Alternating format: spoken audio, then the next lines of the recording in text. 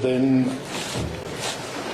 if you characterize the matter, then you should look at the connecting factors. And what we say is that the law of the jurisdiction that has the closest and most real connection with the case is Zambian law.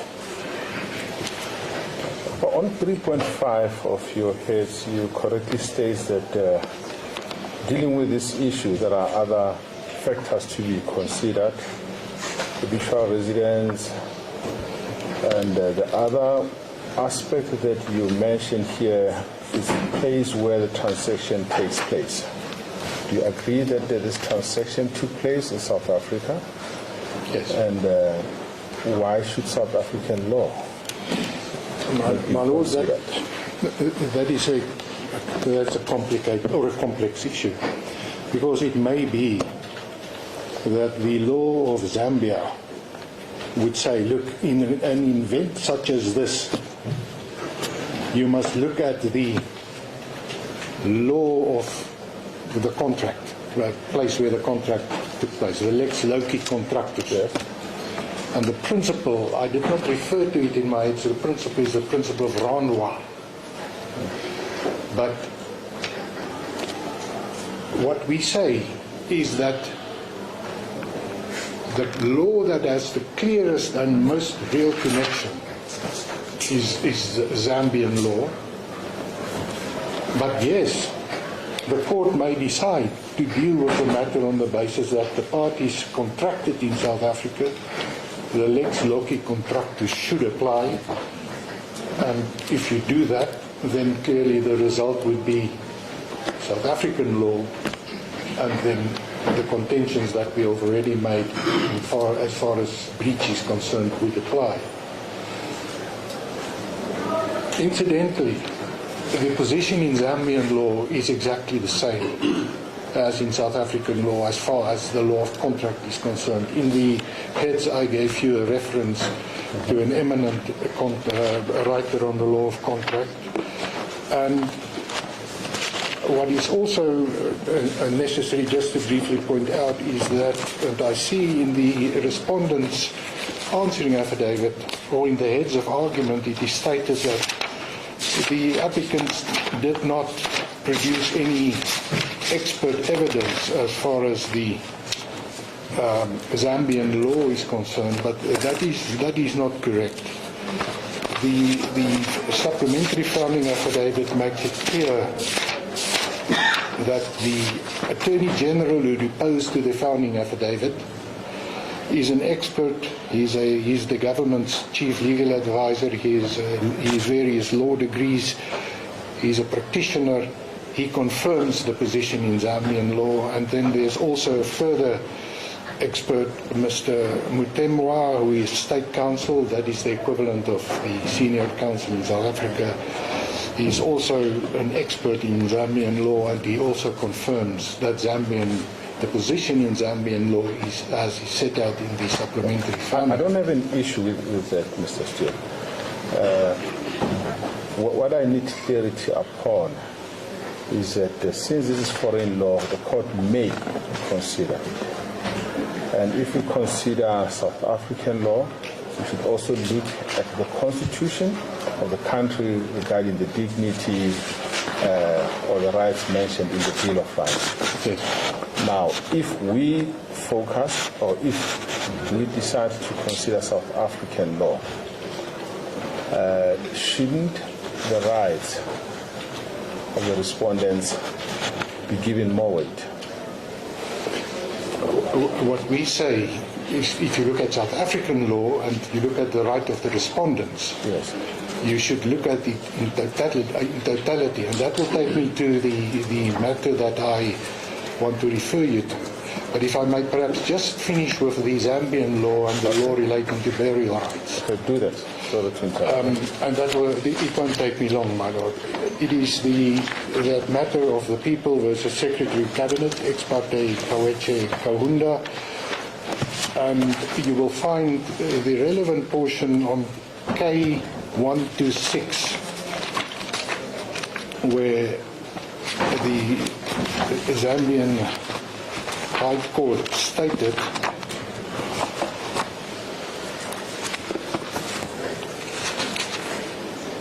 Personally, I don't have an issue with it. The decision is clear, but the distinguishing factor is that in that case,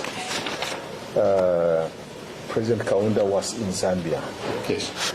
And the distinguishing factor is that in this case is that the body is in South Africa. Indeed. But you can proceed with your Yes. submission. Apart from that distinction, the facts are almost on all fours. Because in this matter, the family wanted a private burial, not at Embassy Park. They wanted the court to respect what they also contended were the wishes of the late President Kaunda. And the court then found, firstly, there is no empirical evidence deduced in relation to the wish of the first president, that's President Kaunda. Now, I may pause in this matter. What we do have is that the president said, I want to be repatriated. So if you can just bear that in the back of your minds. Then a state funeral is, my firm understanding, is a public funeral ceremony observing strict rules of protocol held to honor the people of national significance. And then the important conclusion is bottom of the page. A state funeral must stand as such from beginning to end, and I do verily believe that even if I were to hold that it was a personal wish of the deceased, this in my view is one case which must demonstrate that public interest overrides personal interest. And is that not so because it's a president or a late president? That places a different stance on the matter, as far as I'm concerned. Indeed, and this is exactly what we have in front of the court today. And if we look at the South African law, and that is the two matters, or that there are two matters that I did not refer to in my heads of argument. And these matters are, well, it's actually one matter. It's the matter of Sengadi versus Tambo. It is item number 13 in the bundle that we handed up, and that was also in case lines T104. Item number? 13. Well, on the list of authorities, you have Gavama and Bete. It's T104 in the bundle that he handed out. No, on the index it's matter number 13, my lord. Yes. It should be T104.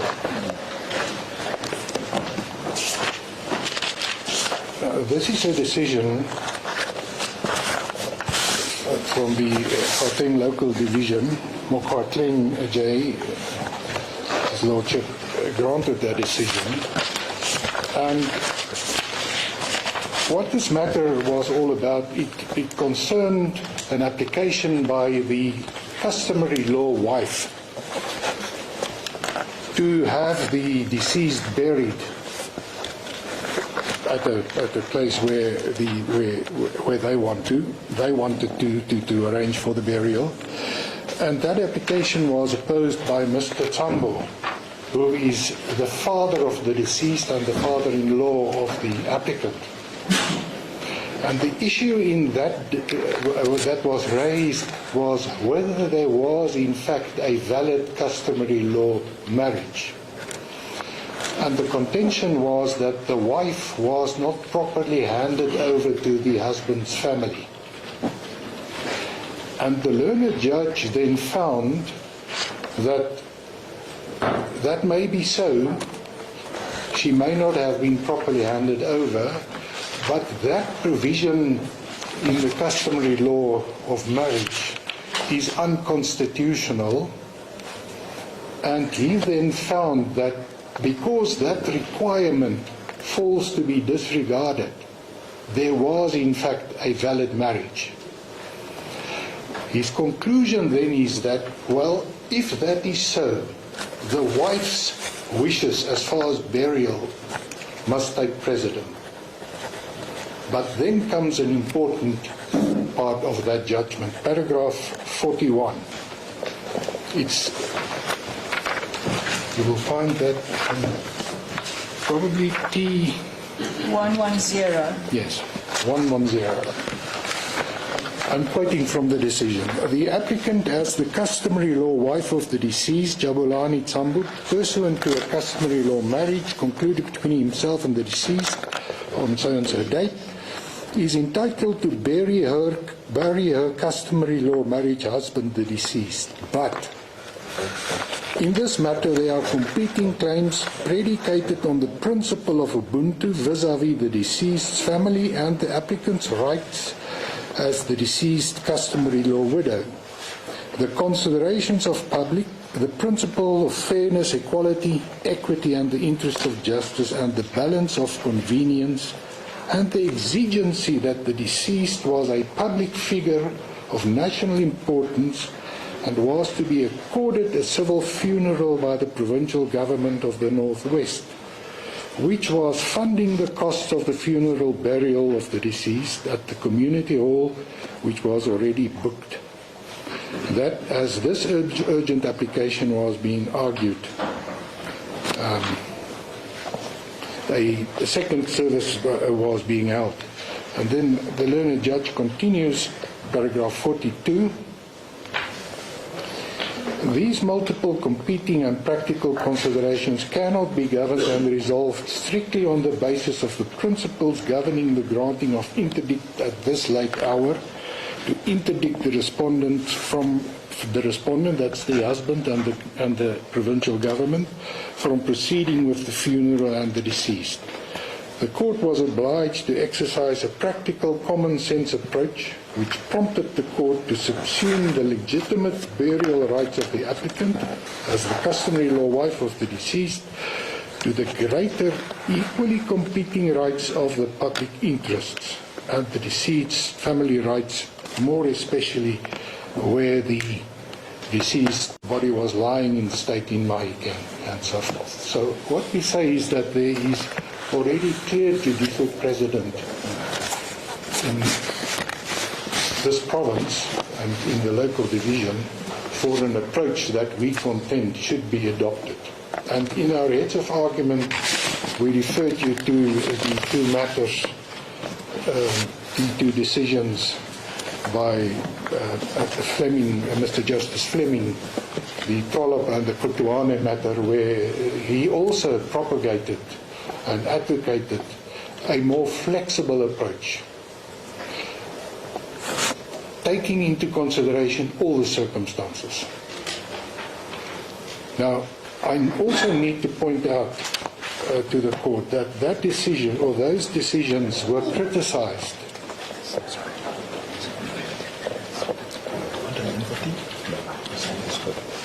Yeah, Mr. Steele, I just want to indicate that you've got another 15 minutes to address us. Can we continue? Yeah.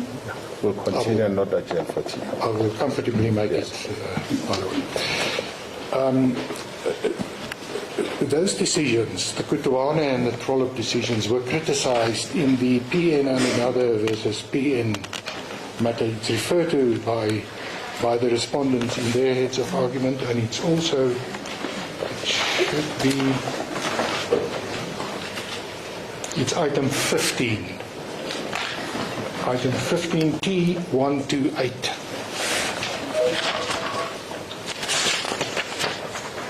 And in the PN matter, the learned judge, Mr. Justice Moshoane, criticized the approach adopted by the court in that matter. It's in paragraph 25 of that decision.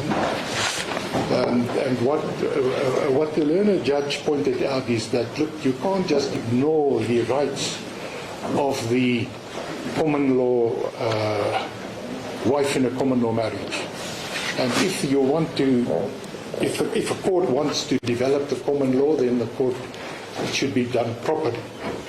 But what I should just point out is that the court in the PN and PN matter was seized with principles relating to the burial rights of customary law that flowed from a customary law marriage.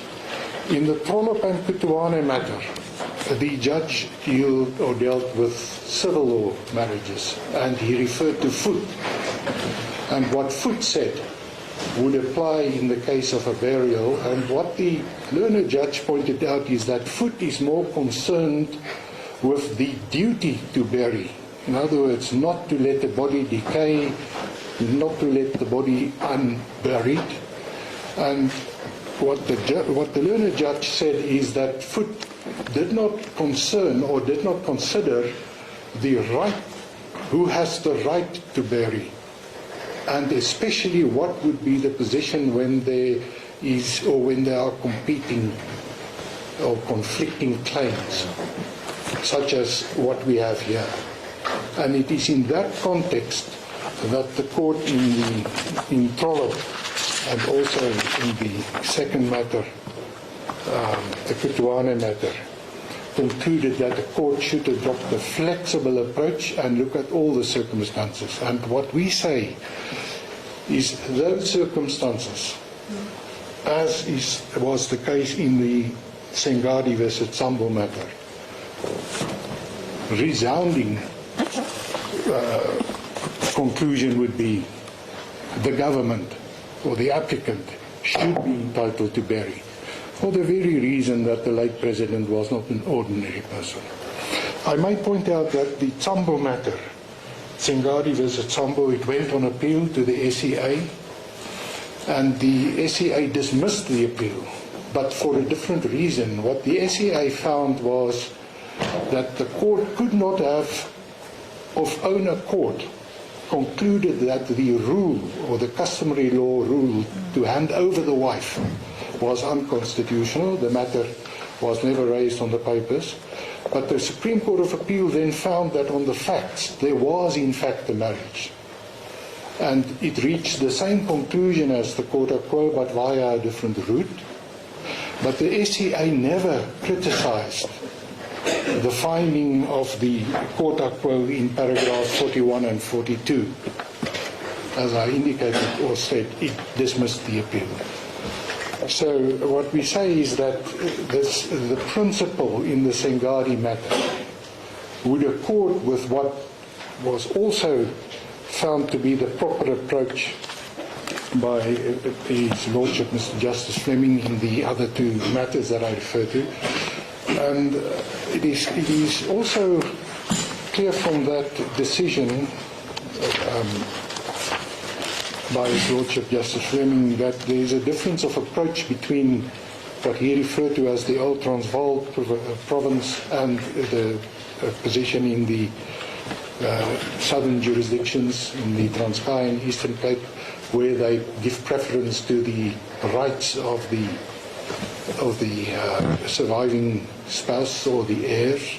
And we contend that the approach by Fleming and also in Sengadi should be followed and should be adopted.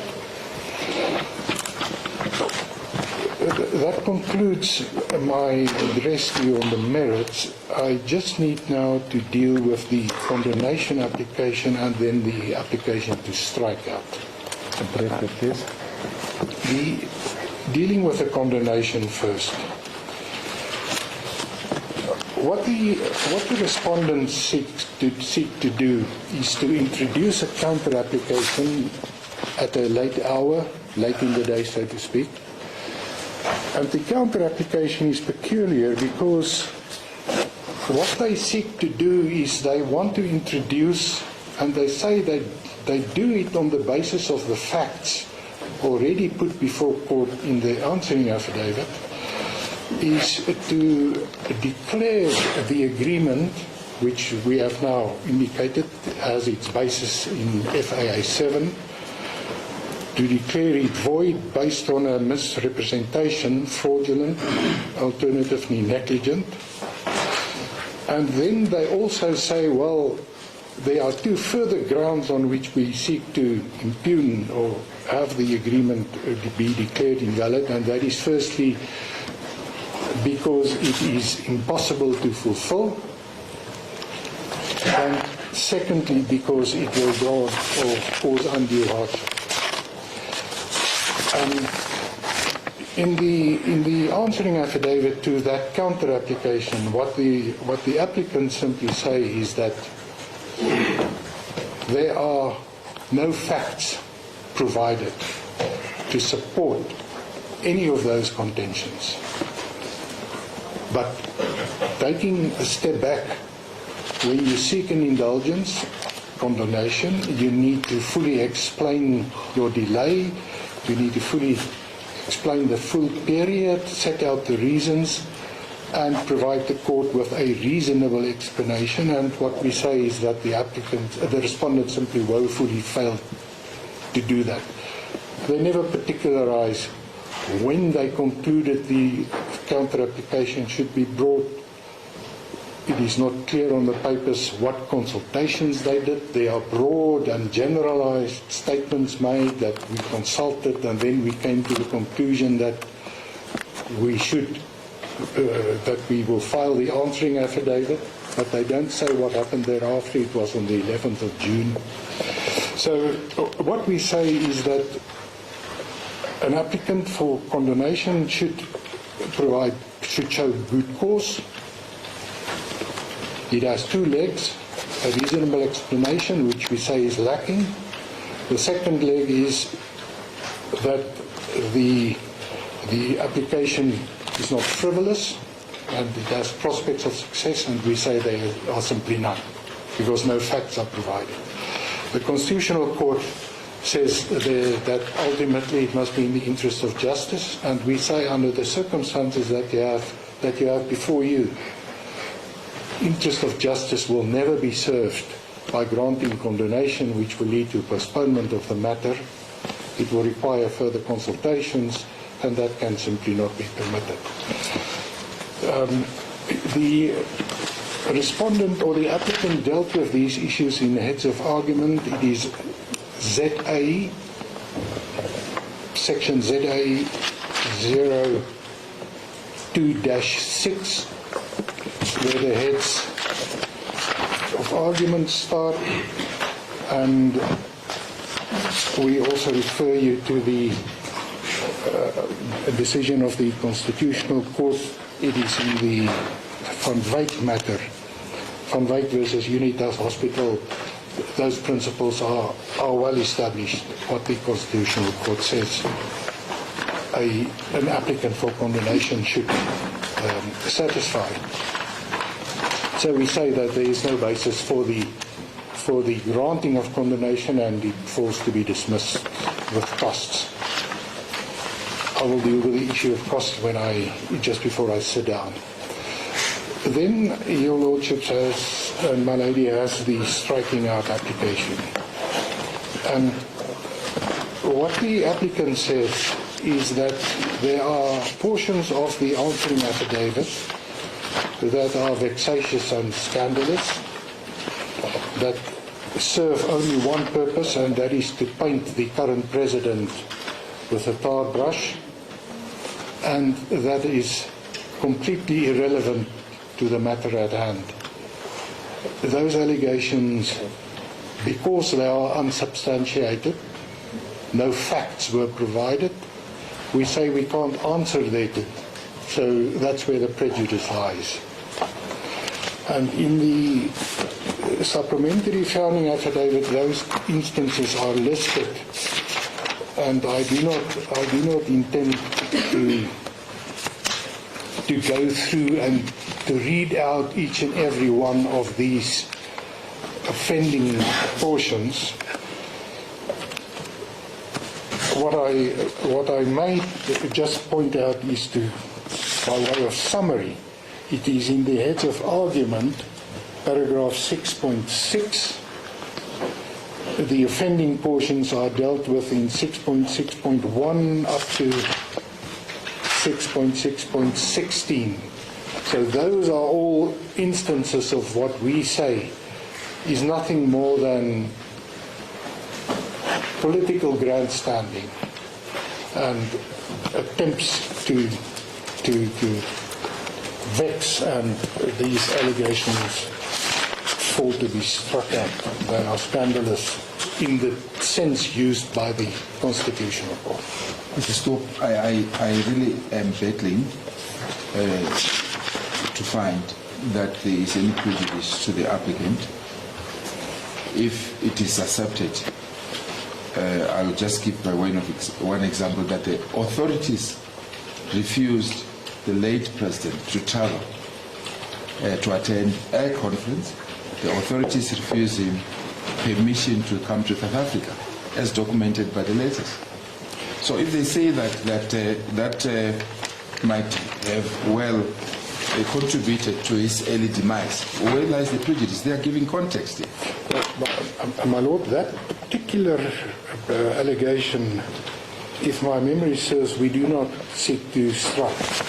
What we do seek to strike is where there are references to persecution, that the president fled Zambia. Those allegations, we say, have no place here because they are simply not the truth. Well, there are no facts to back them up. And that's why we say they must be struck.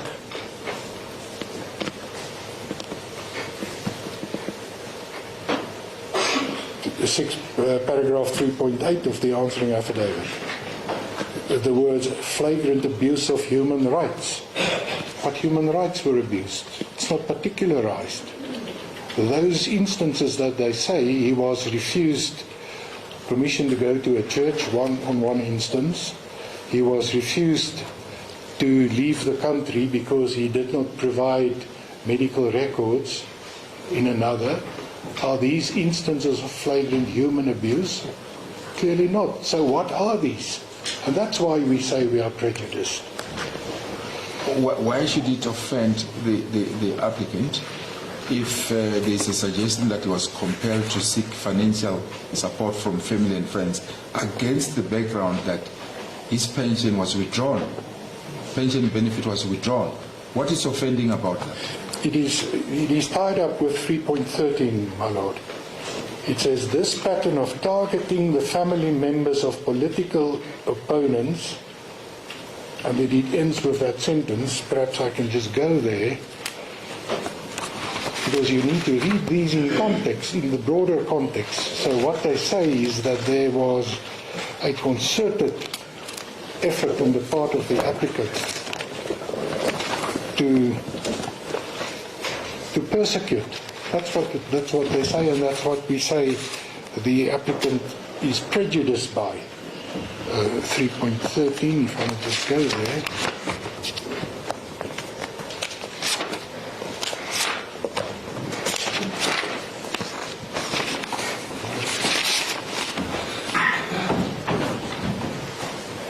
Yes, this pattern of targeting the family members of political opponents constitutes a blatant abuse of power and a violation of both domestic and international legal standards. These are serious allegations made against the government of the Republic of Zambia, and there are simply no facts given in support of it. How does the applicant even start to address this? And that's why we say we are prejudiced. We can't simply deny this. The facts or the allegations are made. We can say it's not the truth, which we do. But these allegations should not have found their way into the answering affidavit in the first place. And that is why we also object to that first statement that we seek to have struck out. It's because it's part of this entire narrative. 3.14, further example of these underhanded tactics. Well, 3.14 is what we say is irrelevant. Yes, 3.14 to 3.16. So if I may deal with that, 3.14 to 16 deals with firstly what happened. But, Mr. Stoop, even if that is true, how will it affect our judgment? I mean, it can't. No, it can't. It can't, my lady. But that also takes me to the relevance of those statements. These are serious allegations made that simply has no relevance to the matter at hand. And on that basis, the applicant is also entitled to have it struck.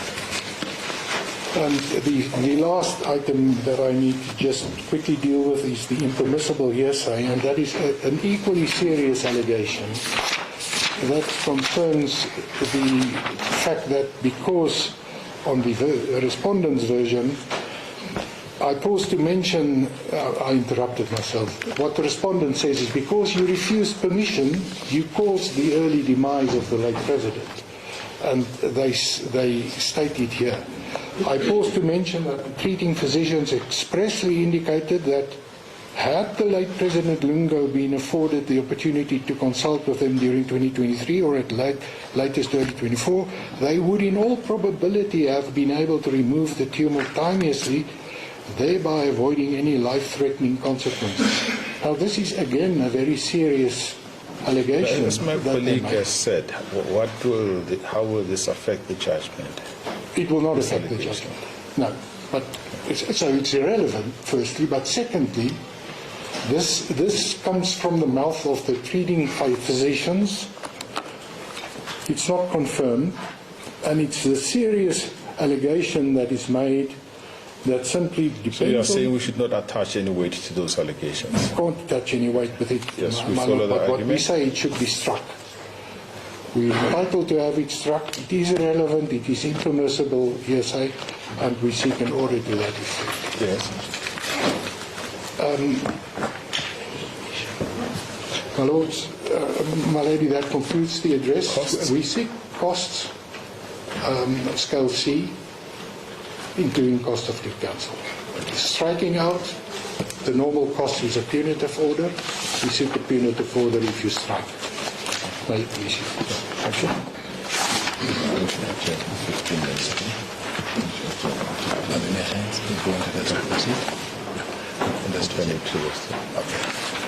Thank you very much, Dr. Stewart. We are going to adjourn for 15 minutes before we give you an opportunity to address us.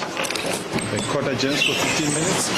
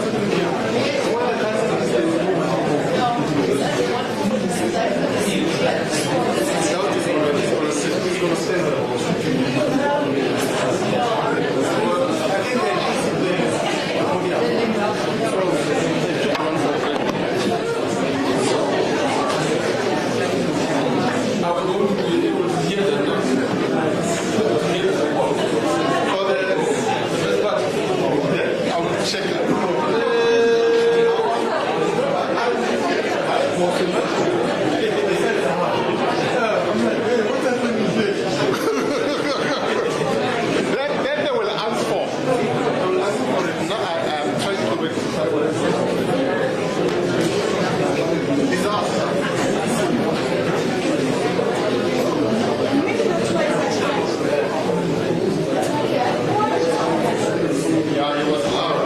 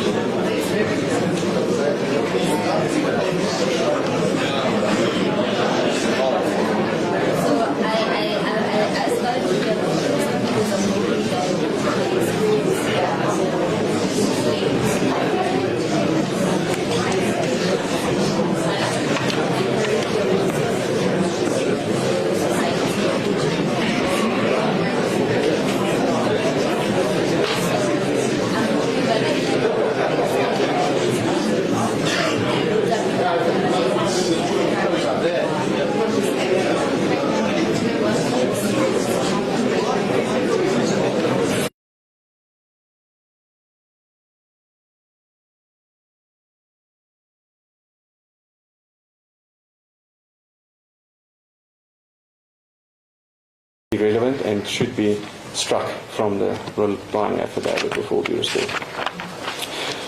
The last issue, which I will not belabor, I'll just submit, and the submission is already made in my heads of argument with regards to the ex parte order that was made by this court by the variation of the original court order and the conduct of the attorney for the applicant. The papers make it clear that she was aware of certain facts which she did not convey to the court. And under those circumstances, that instance needs to be referred to the LPC for further investigation. It should not transpire that any officer of this court... Has that been done? As court pleases, Mano? Has that been done? It is in our... our... Has a complaint been... No complaint has formally yet been lodged. We are a bit busy with this, but I take my Lord's point. As the court pleases, like I say, I'm not going to take it further than what is said in the heads of argument. Then with regards to cost, we deal with costs also quite comprehensively in our heads of argument and set out the reasons why costs should be awarded on an attorney-client scale in favour of the respondents. If it's not on an attorney-client scale, I would submit that costs on a scale C would be appropriate, including obviously a cost of the employment of two counsel. The reason being the very serious nature of the application, that the respondent was forced to abandon a burial that was already planned, money already spent. It caused great embarrassment to the respondent and the family to having to cancel that burial on a very, very short notice. The original...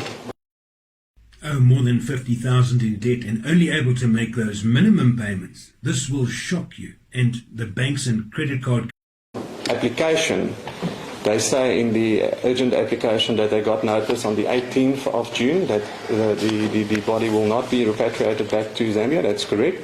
Then they ought to have brought it already on the 20th and not wait until the 25th on the day of the burial to bring such an application. It's an abuse of process and caused great distress, especially to the widow of the late president, and embarrassment because everybody was already sitting and present at the burial that was arranged for the 25th of June.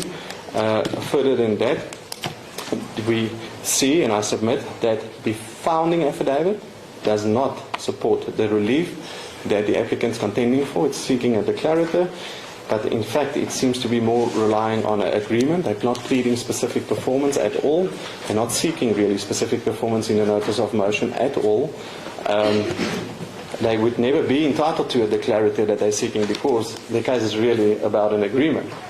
A declarator is something else with different requirements. I think you've made it. If the court pleases, my Lord. That's all for the Let me response. just ask you one question. Having regard to the nature of this matter, parties sit down, try to reach an amicable solution. I'm not yet done. There were costs that were incurred by the respondents in arranging a funeral and so forth. Wouldn't it be appropriate that the court should make an order that each party to pay its own costs? My Lord, it's a very novel application. Decision that the court would make. I understand what my Lord's conveying, that it might be an option for this court under the circumstances dealing with the burial rights, and that there's not really, it seems, pertinent case law on this point yet. It is probably a little bit novel. I can't take it further than that, except to say the respondent should not be out of pocket for trying to... Somehow, in my view, there's a concession by the government that they should get benefits, should get a house, a vehicle, and so on. Well, my Lord, unfortunately... And it's under oath. And the pension going forward. My Lord, unfortunately, I'm not in a position to say what's happening in Zambia and why, or anything at all with regard to, let's call it, undertakings and whether they'll be kept or not kept, and I'm not going to venture into those grounds. No, but my main question is, would it be appropriate for this court to make such an order? Can you address me on that? About benefits, then? No, that each party should be liable for its own costs in this application. My Lord, I don't think it would be appropriate. I don't think the respondent needs to be out of pocket, with all due respect, but I understand that it's a novel point. Thank you. Advocate Diop, you ready to reply? As we agreed, don't give you more than 15 minutes. 15 minutes, my lord. Firstly, I must just start with a correction. The Kutuane matter, I submitted or stated that that matter dealt with a civil law marriage. It's not correct. This is a pre-constitutional matter. It was heard on the 14th of August 1992. So it deals with a customary law marriage, but it was argued on the basis of the common law foot, Van Leeuwen and those authorities. And it's in that context that the judge made those remarks. There's another matter that I just need to also draw your attention to. It's the matter of MT and MC, MT versus MC and Faith Funeral Home.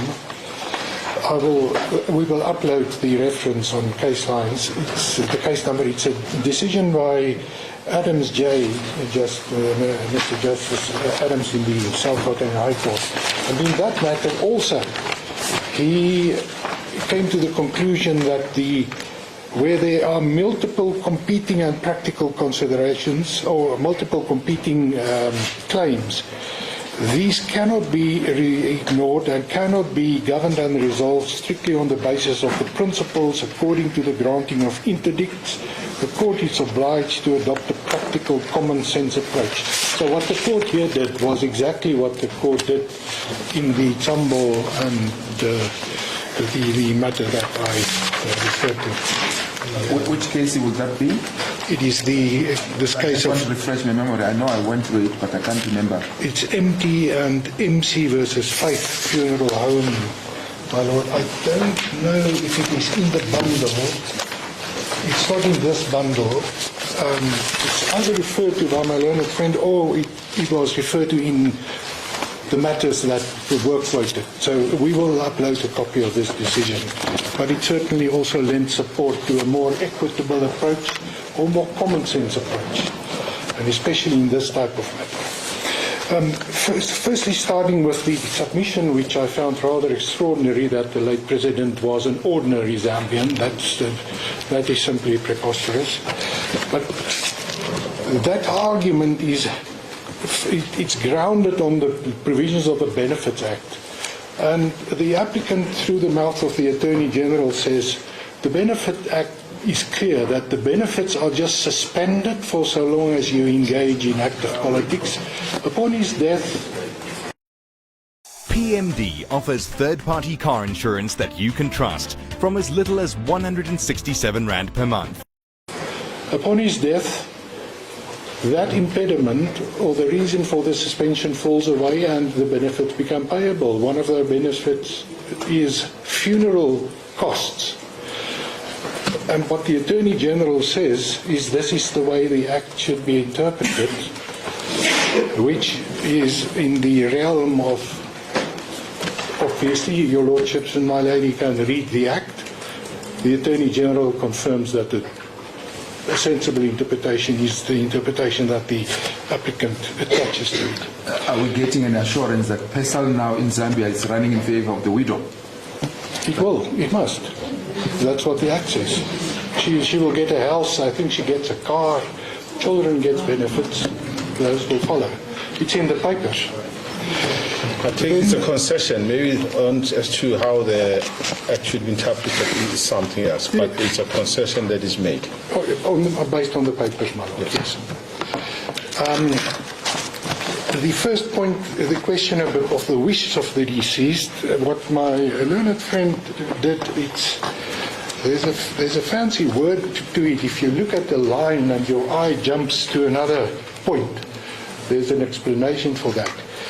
Your Lordship, or the court referred, my learned friend, to what is stated as far as the wishes of the deceased are concerned, and that is in paragraph 7.6. The family objected that the late President stated his wishes. My learned friend said, no, but that's denied, and then he referred the court to paragraph, the answering affidavit, paragraph 19.1 on 044. But if you look at 044,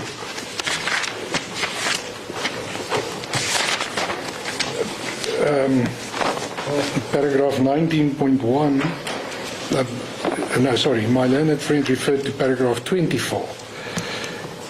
He said, it is denied that the President would preside over a state funeral. It was proposed that the current President only be allowed to receive from the... So his answer to was that, were those the wishes of the President? He said, no, look at what is stated in 24.2.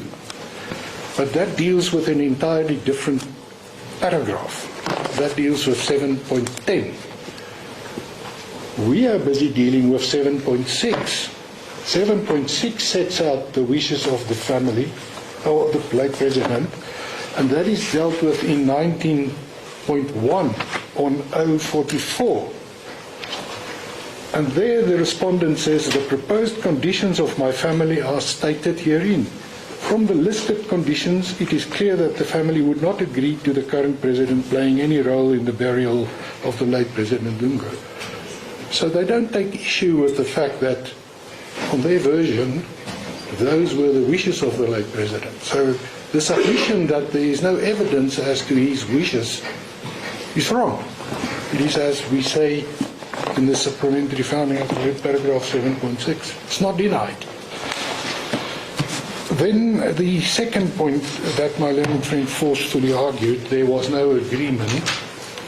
What he never referred to is what is in paragraph 9.5. 9.5 of the supplementary founding affidavit on page K24.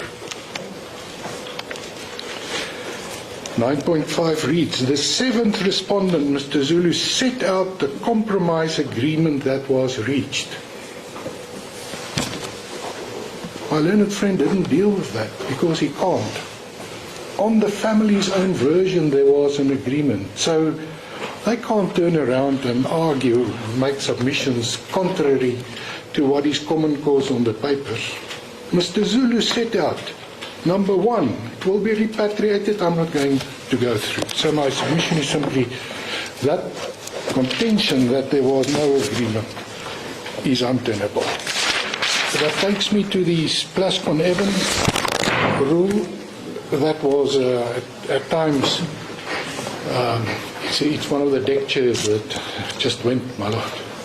The Plascon-Evans rule, yes, that rule does apply, but the court also is entitled to adopt a robust approach. There's a line of cases, Sofiantini versus Mould, and especially in circumstances such as the present, where we sit, the court has to deal on an urgent basis. It needs to adopt that common sense approach advocated in those line of cases that go back many, many decades, and tells the court how it should deal with if there are disputes, or fact which I contend there are not. Then the question of the defective note of motion, he came as arguing, you sort of put the facts and you argue on the facts. The first signs of sciatic nerve decay may surprise you. Most people don't know this, but the real reason behind searing sciatic nerve pain has less to do with a bulging disc or a spine disorder. If the agreement can't be implemented, if it's impossible, there's no counterclaim that you need to bring. It's when you deal with misrepresentation and the right to reject if you exercise your discretion in that manner. But what we say is ordinarily we would be entitled to costs, and we would also be entitled to the costs of the urgent application. That was because the applicant found out on the 23rd that the funeral will take place on the 25th. It had no choice but to rush to court to interdict the proceedings, and we say that if there's a cost order, the applicant should also be granted the cost of that proceeding or that process.